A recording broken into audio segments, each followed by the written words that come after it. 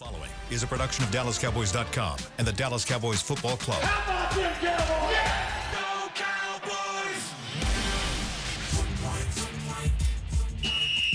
Let's go, baby! Are you ready for a break? Yes. Are you ready for a break? Absolutely. Ready for a break? Yeah, and so much for that. It's time for The Break on DallasCowboys.com. We were on the break! With Ambar Garcia, Bryan Broaddus, Nick Harris, and Derek Eagleton. It is Wednesday, January 15th, 2025, Season 20, Episode number 99. Welcome to the latest edition of The Break. We're live from the SWBC Mortgage Studios at the Star. We're presented by LG. LG is the world's #1 OLED TV brand for 11 years and counting. See why at lg.com/OLED Evo. How's everybody doing today? Good. Show 99 with a chair doesn't roll to the desk. Maybe for Again. 100. Maybe for 100. We'll get it done. We'll get that done. Oh, man, so much is happening in Cowboys world. A lot has happened since the last time we were on the air. Cowboys have moved on from Mike McCarthy, and it was, I guess, an amicable split where they both agreed that this was not the best move for them to stay together. Sure. And I feel like both will land on their feet. I actually think this is one of those situations where everybody can be happy at the end of the day, right? I agree. That being said, let's talk a little bit about Mike McCarthy and his career here. He had a 49-35 record. He was 1-3 in the playoffs. Obviously not great, but not very different than the last 4, 5, 6 head coaches for this team. Mm-hmm. That being said, he has the 5th best winning percentage of any Cowboys coach. He was a bit better than Garrett and a bit worse than Wade. My first question for you guys is, if you were kind of putting him in a ranking of Cowboys coaches, where would he fall for you? Definitely behind the 3 Super Bowl winning coaches. Yep. I would have to immediately put him behind those 3. So Switzer as well. Yes, yeah. Okay. Just for Super Bowl reasons. I mean, you win a Super Bowl. If you're here 1 year and you win a Super Bowl, it's still in my eyes. I think Parcells did a really good job of flipping this thing around. So maybe 5th. So better than Wade and Yeah, Garrett. I would say better than Wade and Garrett. I think if McCarthy had as much time as Garrett had, that would have been proven for sure. Yeah, I just wish Jerry would have caught Bill when Bill was younger. Yeah. And I'm gonna say nice things about Bill, even though Bill and I, we at the end he said, enough of you, Bryan, bye, leave, and I'm like, cool. I mean, it's his, that's his deal. But I wish Jerry would have caught him younger, because I think things would have. I think you could have built some, because I think Wade and others benefited from that 2005 draft, with Ware and all those. I think some coaches after benefited from that, the way that kind of played out. Like I say, Bill wasn't here enough time. I mean, long enough to really, really make the difference. I think Garrett was here too long, and I would like to have seen, like you said, I'd like to have seen McCarthy potentially have had the same amount of time. With that, I think that Switzer, I don't know if I could put Switzer up that high. Mm-hmm. Just for where he was. The only thing I think with Barry Switzer is the playoff success with the Super Bowl. That's the only thing you could really say about him. But these other coaches, I mean, you look at like the playoff opportunities. There's been failure in those, and so I mean, those guys are all the Garretts, the Wade, Phillips. Those guys are kind of been all in the same. If you just put them all together, you could just make them one guy. And that's kind of how, some really good regular season success, poor in the playoffs, and ultimately it led to your demise where you get fired. So I don't know how to rank those guys. But like I said, I wish Bill Parcells was a younger version of himself when he came here as opposed to where he was. So are you saying you would put McCarthy in the mix with I would put them Wade and Garrett, I would. Not necessarily above or below? I wouldn't. I think it's just all one big lump. It's a terrible way. And you asked a really good question, and I hate when I don't give a definite answer, but I can't give a definite answer about those guys because I think they all had some success. I think Wade. Man, check it out. I mean, they all 3 had a run. And Wade had the first overall seed, got bounced. Yeah. Garrett had the first overall seed, got bounced. McCarthy, second overall seed, got bounced. You know, those are career defining moments. Yeah. So I really can't put, you know, who is the best of that, who is the worst, because of all three times it's devastating coaching there. Yep. And so that's why I kind of have it the way I do.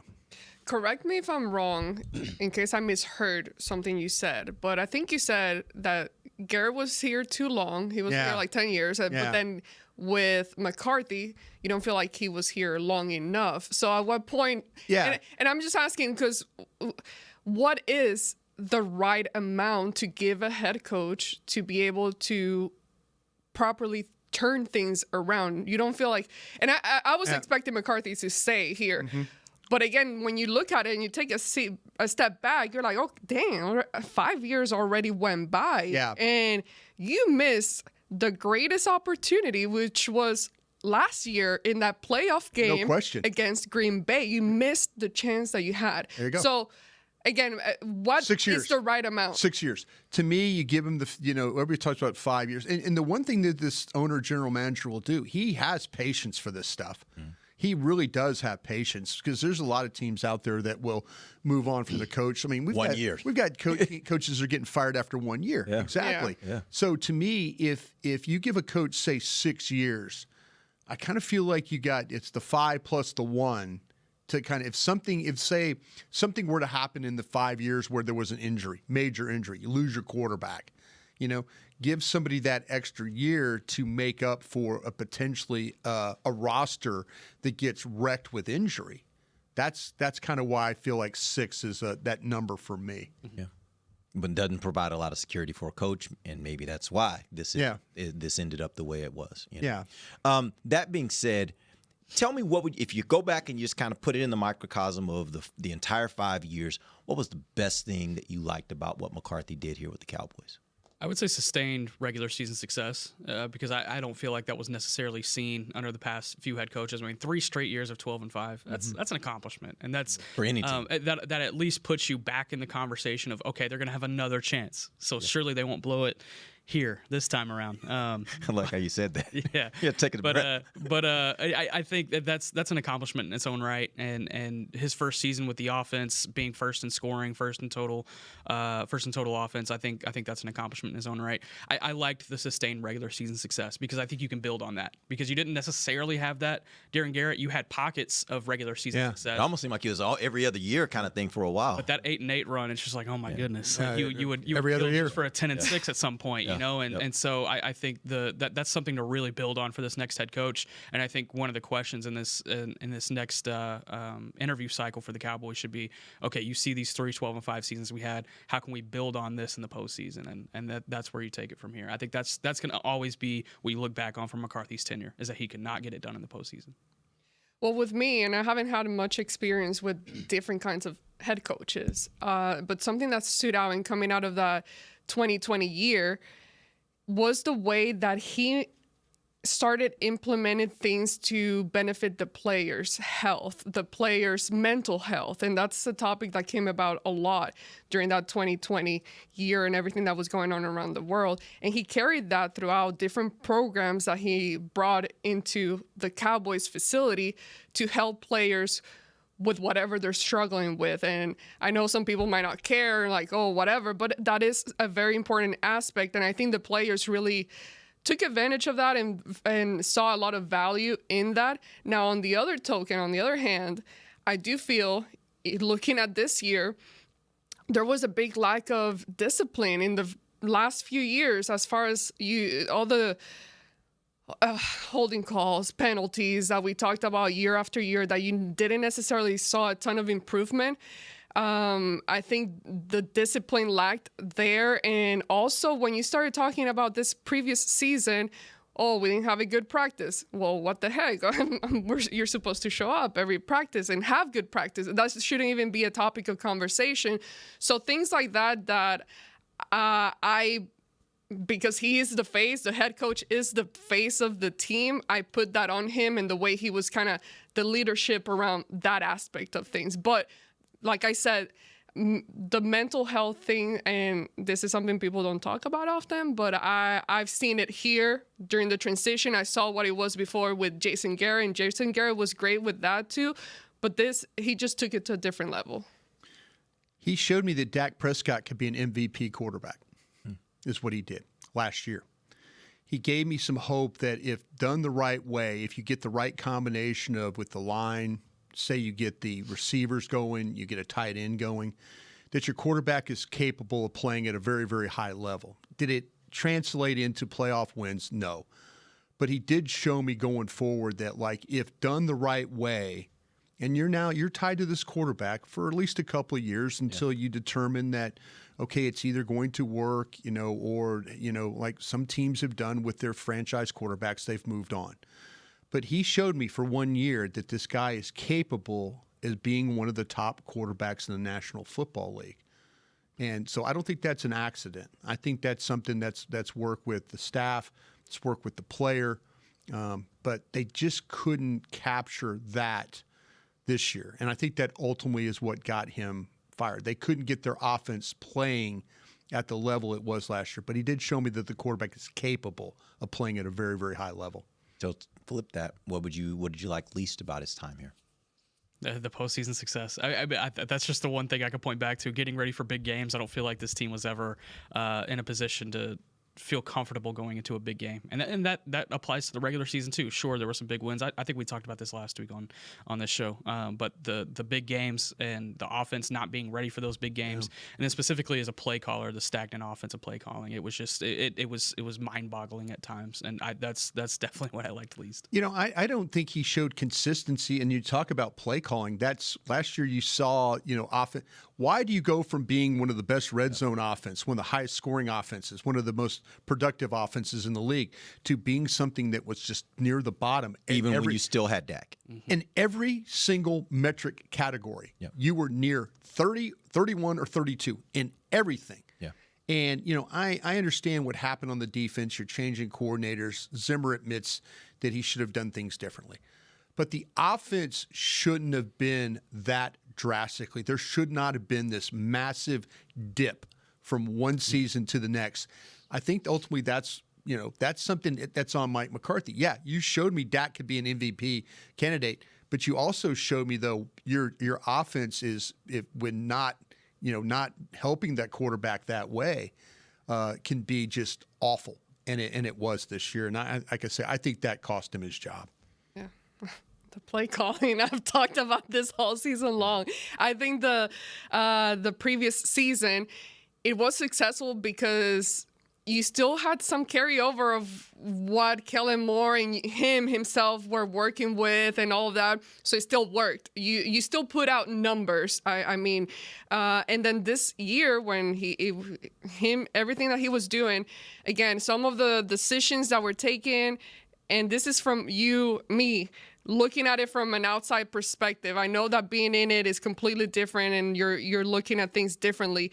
But as a viewer, a spectator, I just wanted to hit myself in the wall and go crazy. I'm like, what is happening? Like, why are we doing this? Why? So that I hated. I was not a fan of the play caller. I liked him as a head coach, did not like his play calling abilities. Okay, so if Mike McCarthy called you and said, hey, man, I'm thinking about this job in New Orleans.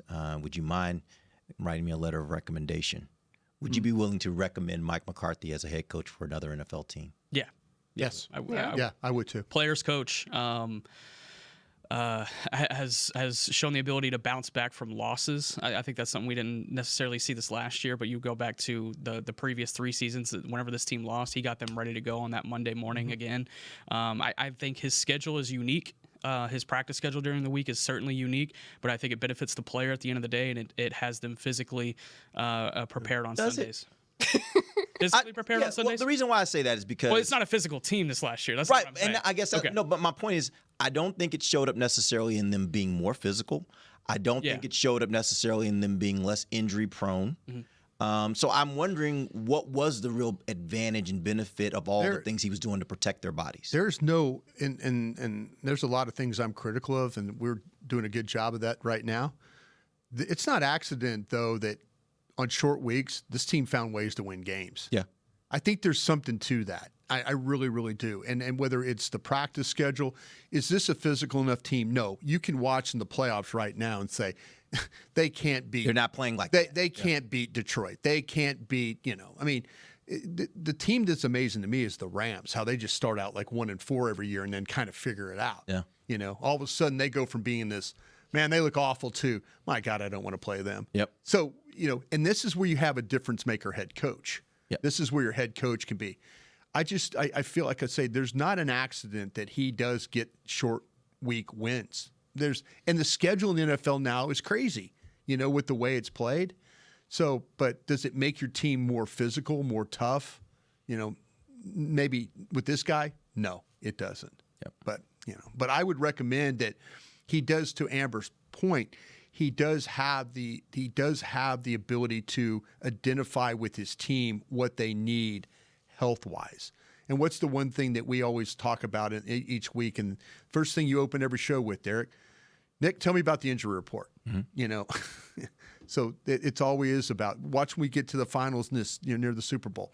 No, this team, the final 4 teams, nobody will be hurt. Yeah, everybody be good to go and play. And that's in McCarthy last year. They were a very healthy team. They were the second seed, a very healthy team, and got bounced. So Well, and another thing, whether it was him or other people in the coaching staff, the fact that looking at this season halfway through, everybody was taking them out of the playoff runs already and saying they're done, they're over. And the fact that the team still showed up and the players showed up during game day at least and went out there and tried and battled. Like, my point is he didn't lose the team. The players were still standing by him. And I think that speaks volume, and that's something huge. And it's difficult to do sometimes when you're faced in a situation where you feel like you can't generate points and you get third and out. Oh, there goes the defense back out on the field. So I think there's value to that as well. Can I convince you that these players were all young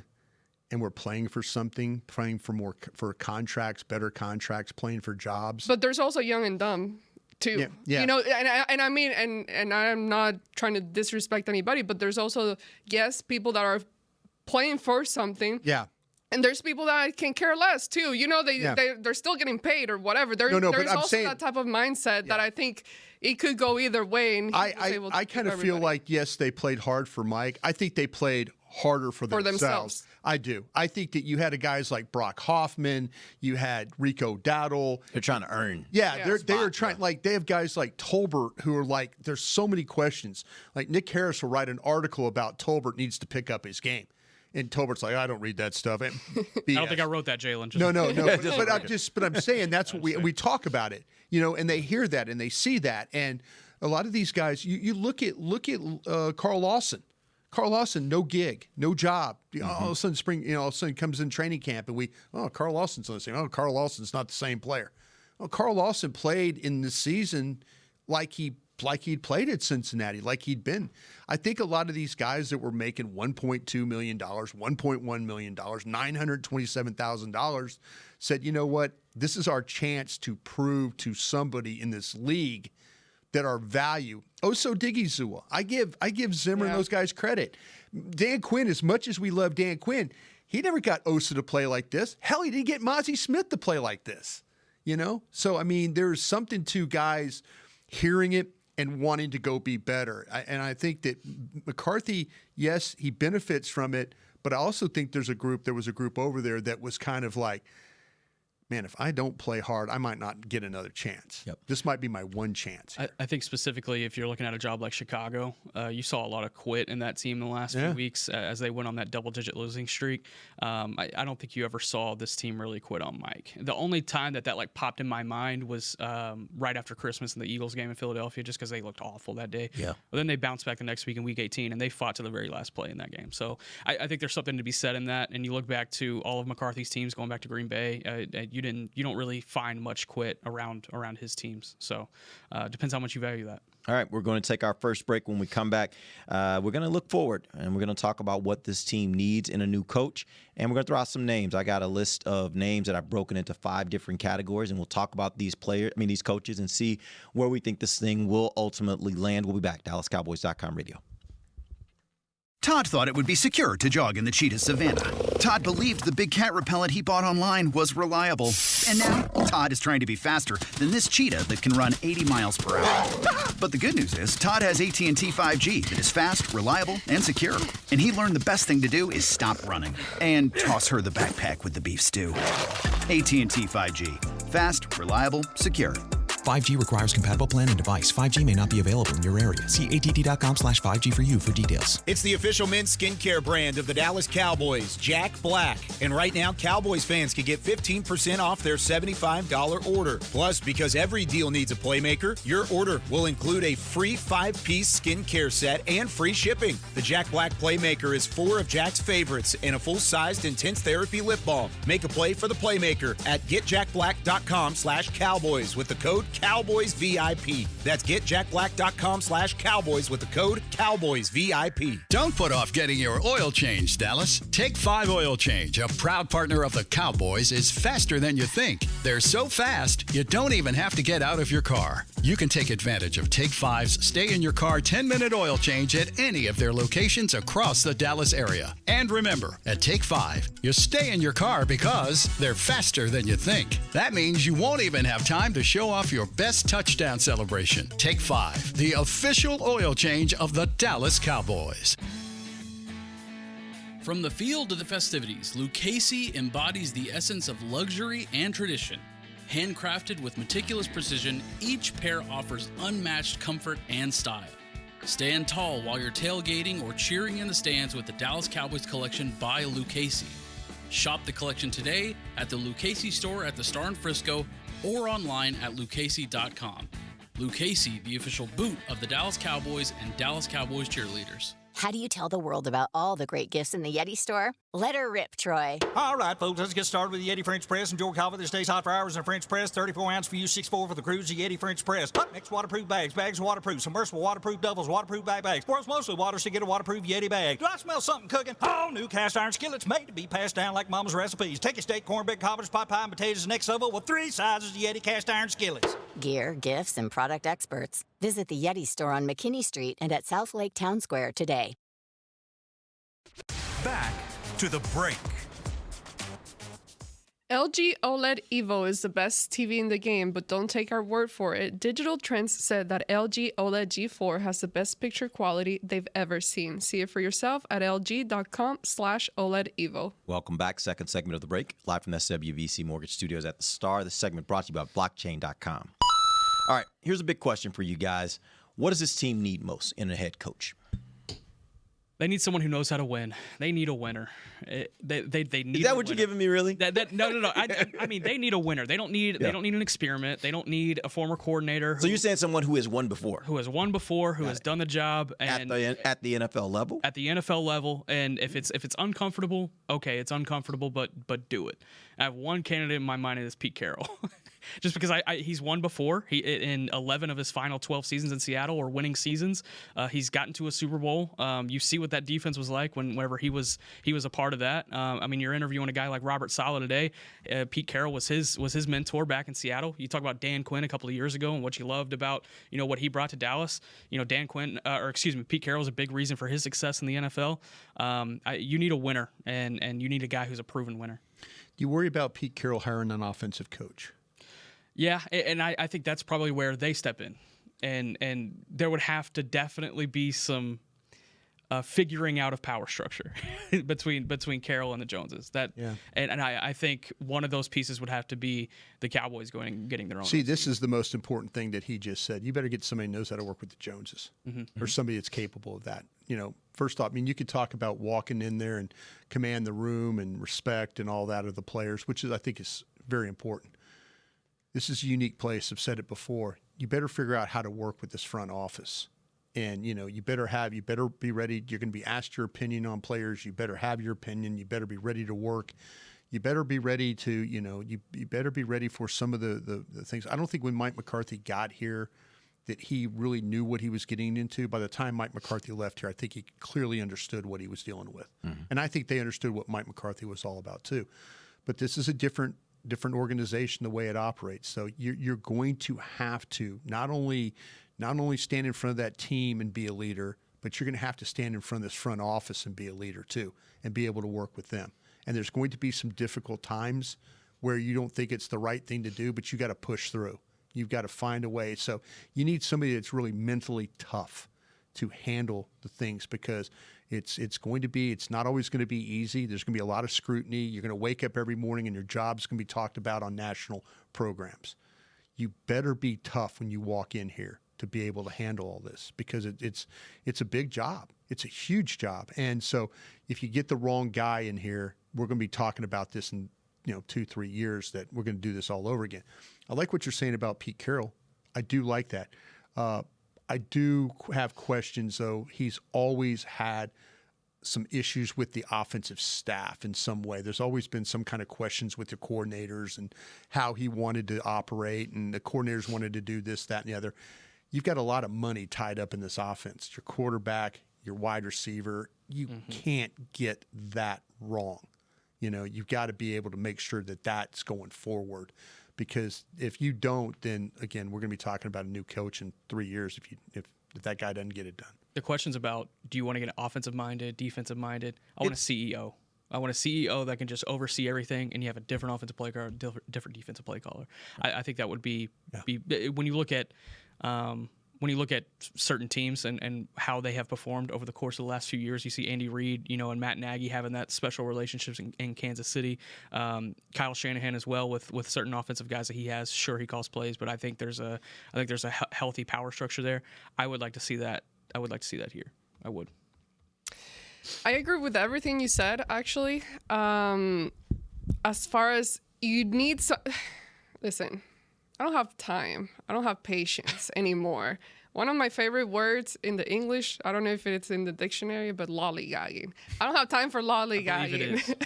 I don't want no lollygagging happening over here. We're getting ready to work and make things happen. And for that, I need somebody to come in here with the kind of experience you just mentioned, because like I said to you, Bryan, that question, how much time do you give somebody to turn things around? 6 years is a long time. 6 years? Yeah. How old would I be? Oh my God, no. This is too much. Oh, true. I wonder how much is writing upstairs about, hey, this is an important hire. This is a really important hire. And Jerry mentioned his age whenever the Dak deal was signed right before the Cleveland game, and he was like, I want him to be the quarterback for the rest of my time here. And you would have to think that this head coach decision has a lot to do with that same thought process, because you have 4 years left with Dak, or guaranteed. You have 4 with CD. You're expected to probably have 5, 6 with Michael Parsons. You want to maximize this window, and I wonder how much more pressure is put on upstairs on getting this right. And the other thing that's a tricky thing is when you start talking about the money and the cap, the cap and everything that this offseason brings, you're going to have some challenges there with the type of players and talent that you have, that you're going to have to, again, it just adds to, okay, now you need player development. And you can't, who knows how much money you're going to have to spend in free agency. So you have to have somebody that can make things happen out of what you've got, out of the resources that you have. And not everyone can do that kind of thing. There's no trial and error. I'm done with the trial. Give me the results. Yeah. I'll tell you this. I look at the last 3 coaches that the Cowboys have had, and I think the big departure I want to see in this next hire is someone who instills a little more toughness and accountability in this team. I look at, and I've talked about Dan Campbell and how much I love what he did in Detroit. I think you fake it till you make it, but his message didn't change. He was very clear. We're going to be tough. Even if we lose the game, we're going to win the fight. And we laughed at him for it. We did. Biting kneecaps and stuff like that. And I'm not saying I want somebody to come in and try to be Dan Campbell, but I do want someone who thinks it's similar with Parcells. Parcells, I remember him talking about training when he first got to the Cowboys, and he said something that stuck with me. He was like, the only way he believes that you prepare a team for the rigors of the NFL is putting them through the rigors of the NFL. You got to work them hard in order to get their bodies prepared to be able to go through what you need to go through. And that to me is a little bit of a departure from the way I think Mike McCarthy looks at it. And again, I'm not saying one's right or wrong, but I think right now what this team needs is more of that hard love, more of that we're going to work really, really hard. And we're going to care less about taking care of our bodies in that way, and we're going to care more about putting our bodies through the rigors to prepare ourselves for being able to handle hard things. If you had to put a number, like how many coaches are still like that in this day and age? Because I feel like things continuously change. Let me be clear. Becoming, I mean, I don't want to call it soft, but just very different than what it was years and years ago. That's fair. What I will say is I look at teams like Detroit. I look at teams like Pittsburgh, where I think their coach has a very tough mentality. And you watch those football teams play, and you see the toughness. You see the level of physicality that they play with. Yeah. And I think it's a reflection of the coach and how the coach coaches them. The guy in Kansas City, he doesn't sit guys in the preseason. He's playing football. He's playing, yeah. He's playing football. But he plays football in the preseason so he could sit guys in week 18. That's how he kind of looks at it, you know? That was very poetic. Yeah. That's wow. That's what he does. Yeah. There's coaches that, they're coaches that are terrified with injury. And then ultimately what happens? You get injured. Yeah. Yeah. I mean, some of the, Derek brought up about Parcells. Parcells made being in the training room miserable. Mm-hmm. He did. And you could talk to Britt Brown and Jim Maurer and those guys. Maybe the easiest they've ever had it working here was with Bill Parcells because nobody was in there. I mean, those players would be banged up, nicked up, whatever. I ain't going in there.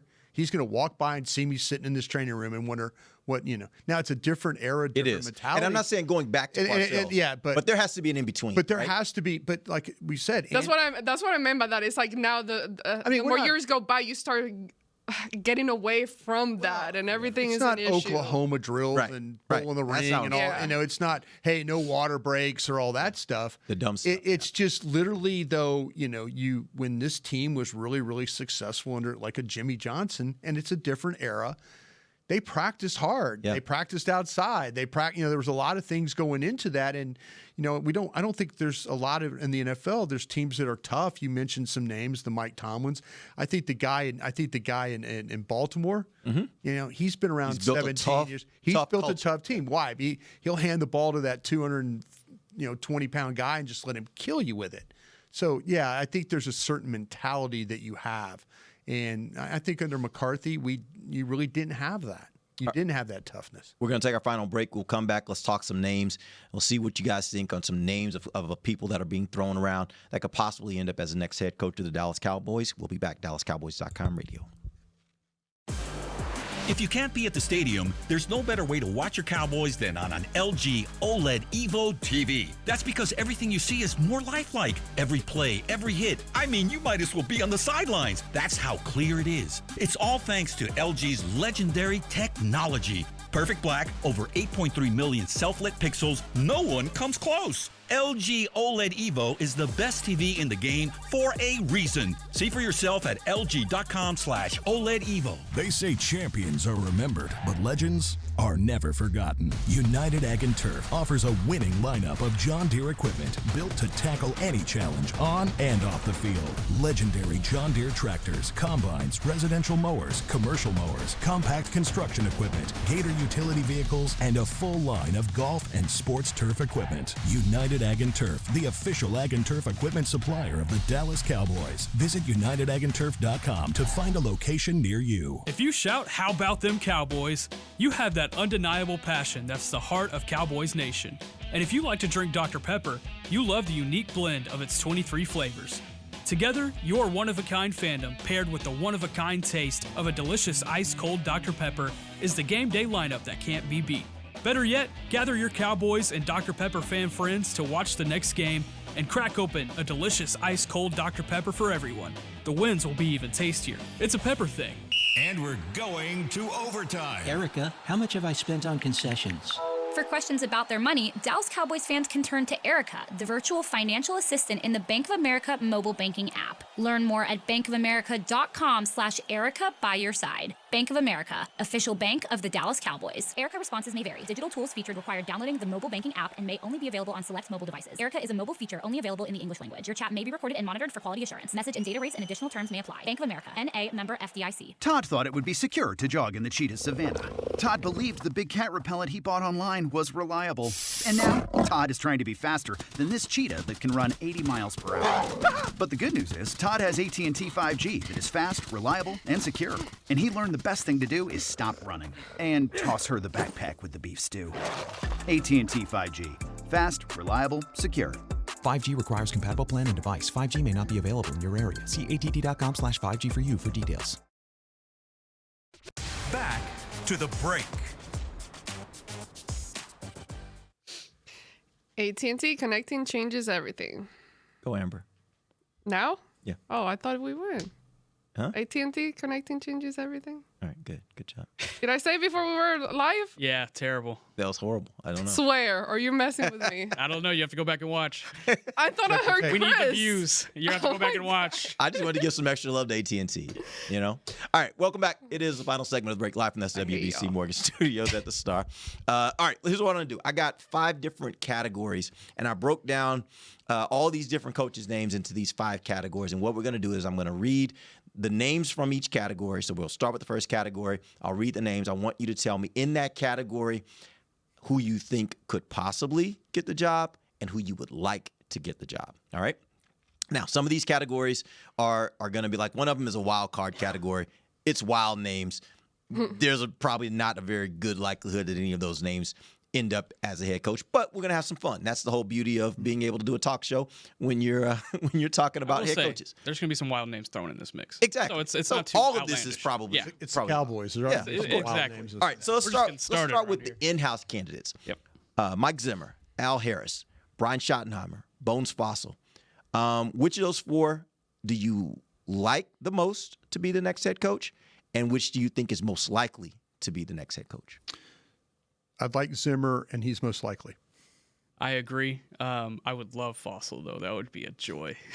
That would be great. That actually would be kind of fun. Daily pressers with Fossil. We'd have a lot of content from that. Yeah. He'd also feed us as far as like in press conferences. Like, you know, he's very open. Yeah. Man, that would be great. All right, might not win. Take out your media bias here. Tell me who you I really might want. be throwing a lot of media bias around here because I have a stake in this too. Yeah. Oh, I know. I root for storylines, Brian. Yeah. For the record, I root for storylines. You guys, I don't know, don't have to do but post-game shows. Who's gonna pull him back? Who would pull him back? I think there would be so much happening. Like he would. I mean, he's awesome, and just hearing him talk about football and the excitement that he brings. I mean, that would be fun, but I think it would get too wild. I don't think it's too. It would get too wild. It would be fun. Like it would imagine him as like a CEO. He still runs special teams, and he already love runs it. the I love it, practices. I mean, he would just be putting a little bit more into game planning and things like that. He comes from a coaching family. I mean, it's not too outlandish. Yeah, the crazy part about that is we've seen unfettered what happens in games when he just gets to call whatever crazy play he comes up with. If he's the head coach, buckle your seatbelt. Yeah. It's gonna get crazy around here. I'm pro chaos. So Amber. I like Mike Zimmer, but I hope this doesn't come off as you not being able to have a personal life, because you can. But the fact that we've heard about the horses and the marriage happening soon and all that stuff, that's okay. But I don't know. I want somebody locked in. So you can't have a wife and a you career? can't. What are we saying here? This sounds awful. Wow. We all have lives. She wants a priest. Right. Man, that's horrible. Father Mike Zimmer. That might be the worst thing you've ever said on the air. Reverend. Wow. And that sounds terrible. I don't mean it like that. Mental health is important. Paul. Your life is important. I just, like I said earlier, I don't have time. I want someone like Sean Lee. He's focused. He's in. He's locked in. He's here day and night. But Al Harris, that would be fun.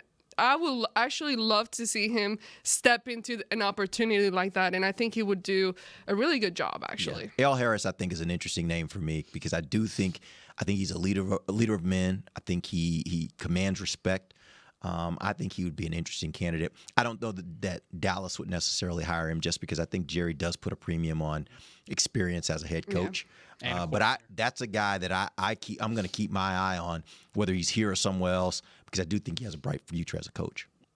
All right, let's talk about the next category, former NFL head coaches. This is where we get into our Pete Carrolls, who we've talked about already. Yep. Ron Rivera, John Gruden, which is an interesting name, Doug Peterson, and Robert Saleh, who we heard earlier today. There are reports out there, at least, that he is planning to interview with the Cowboys. We haven't gotten any official word on that, but that's one of the reports that's out there. Of that list, which of those guys do you think is most likely for the job, and which one would you want for the job? Most likely, I would say Doug Peterson. Who I would like is Pete Carroll. Why most likely?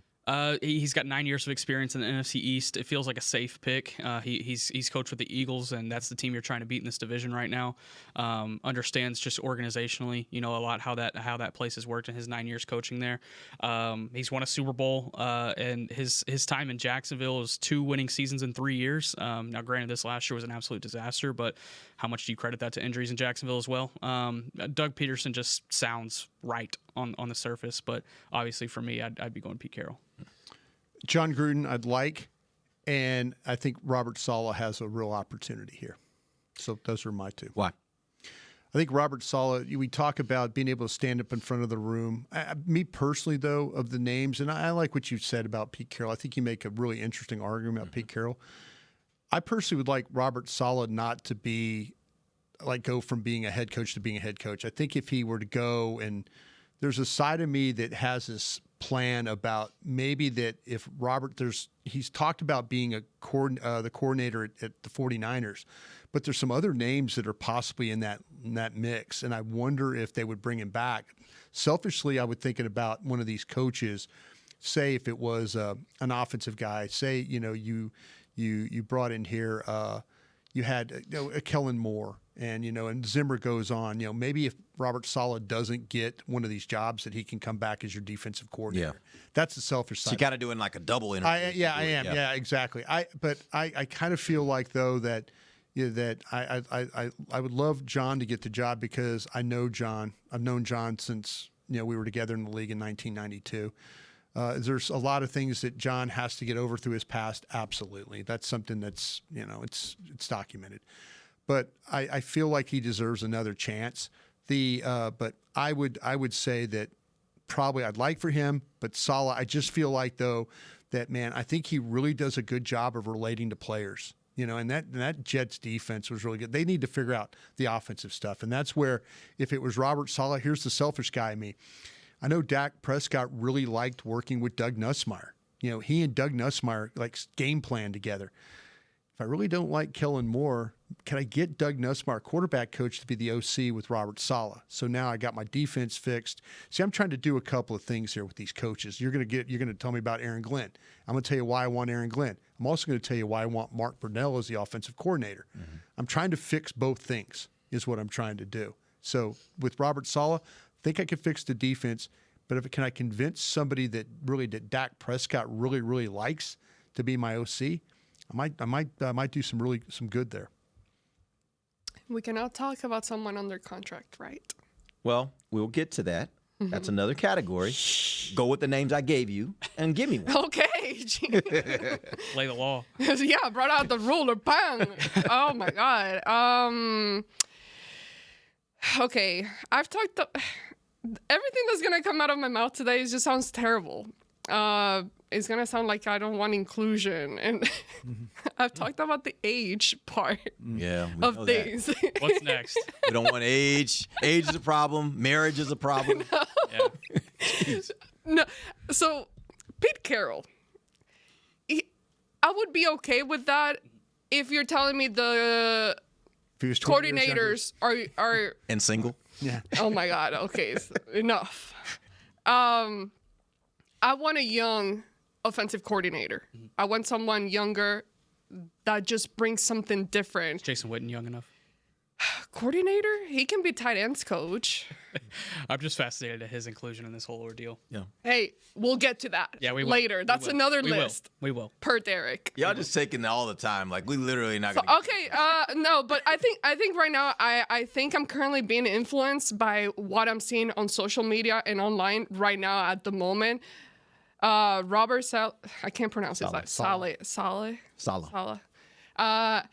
He wasn't on my radar necessarily, and then all of a sudden, I'm very intrigued by him. But I think, if I'm being honest, I think I'm just being influenced by everything that I'm currently seeing at the moment because of the news about the meeting and everything. 20 and 36 in 4 years, that just worries me. Yeah. The best he's ever finished in a division is third. Yeah. That would have to be answered. I think I like Brian's idea. If I'm talking to him, I'm talking to him because I'm thinking about him also as a defensive coordinator. Yep. That's what I'd love to have him come. That's what I'm doing. And I'm interviewing him as a defensive coordinator. Yep. That's what I'm going to do. Yep. All right, let's look at current NFL coordinators. You got Kellen Moore, Aaron Glenn, Brian Flores, Ben Johnson, Todd Monken, Liam Cohen, and Cliff Kingsbury. And every one of those guys is probably going to get a head coaching job. At some point. Yeah. Which do you like and which do you think is most likely? I would love Aaron Glenn. The more I look at Aaron Glenn and understand his past and understand, I watched that Pivot episode that he did a couple days ago with Ryan Clark, and he's a leader. That was really good. Yeah, he's a leader of men, 100%, and obviously has experience here. Only a couple of years, but it's experience here. Who I would think would make most sense for the Cowboys. Like what I think they would go after is Cliff Kingsbury. There's a lot of respect between the Joneses and Kingsbury. Kingsbury would be coming back to Texas. It would surprise me if he doesn't get an interview. Glenn on both fronts for me. I just think that, I want him. I think that we talked about all the leadership stuff and all that. He's 52 years old, too. I think I can grow with this guy. And I think he's got a good understanding of the places he's been, the coaches he's been with, how to handle a room. And I think and my selfish side of me is looking at Mark Burnell, the quarterback coach at Detroit, who's been there for 4 years. I think he's he's got ideas. Him and Ben Johnson have worked together for a while now. He could bring some of those ideas and help you. Look what they've done with golf. You all gave up on golf over there at Detroit. Now he's like an MVP type of a quarterback. Mm-hmm. Offense is outstanding. So give me Glenn on both fronts. No one's convincing to me. Can I say the guy I wanted to say? That's on their contract. Yeah. Well, yeah, we were gonna. There's a category. I thought that's a completely separate category. No, but I want somebody who's done the job before. I'm not ready to promote people and let them be their first year as a trial. I want someone that has done it before. Yeah, I think I agree with you guys. Aaron Glenn for me is the guy I want out of that list. But I actually think the guy that's most likely to get it out of that list is Kellen Moore. I just have a feeling. I completely forgot about Kellen. I know how the Cowboys. How did you forget about him? He's been talked about so much. And here's I think that's how Jerry gets over the idea that he hasn't been a head coach is because he spent so much time here, so they know him really well. It's the Garrett effect, right? They know Garrett for so long, they could get over the fact that he hadn't been a head coach to be able to make that hire. What has he learned in the last 2 years since he's been gone? That's going to be the key for Kellen Moore. Aaron Glenn is going to come in and he is going to interview very, very well. Yep. He is going to convince Jerry, Stephen, and Will and the Joneses family that he is the absolute right guy for this job. The only thing Kellen Moore has on Aaron Glenn is the fact that he was here. Nothing else. Yep. I agree. Look, I agree with you. I think Aaron Glenn is the best choice out of that list. And he'll prove it. I just don't know if they will go that route. I think that the Joneses will be blown away by Aaron Glenn interviewing. I don't think they'll get blown away by Kellen Moore unless Kellen Moore's picked up something while he was at the Chargers and he was at Philadelphia. Yeah. Something has, fine coach. But I tell you what, the Joneses get influenced by people they talk to.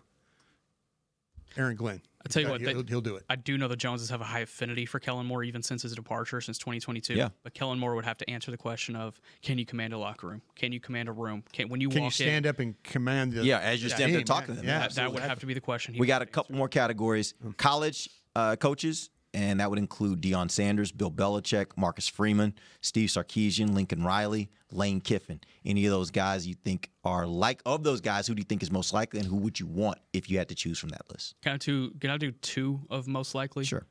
Dion, obviously, already having conversations with Jerry.